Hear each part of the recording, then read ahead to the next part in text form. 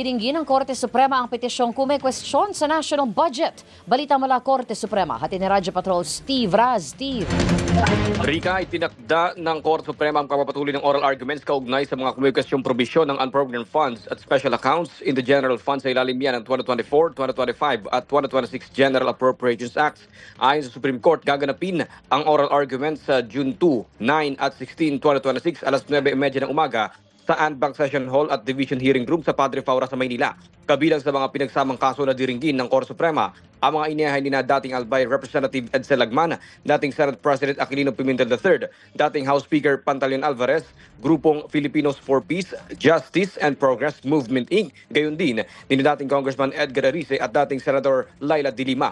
Hiniling ng mga petitioner na ipawalang bisa ang mga pagbabago at dagdag na ginawa ng Bicameral Conference Committee na nagpalobo umano sa national budget sa loob ng 3 magkakasunod na taon na may tuturing na labag sa konstitusyon. Bukod sa pagsunod sa konstitusyon, titingnan din ng mga maestrado kung naaayon ba ang kapangyarihan ng Bicameral Committee at ang legalidad ng unprogrammed funds. Yan ang balitang kumpirmado, sigurado. Ito ang Radyo Patrol Steve Raz, DZMM. Maraming salamat, Steve Raz.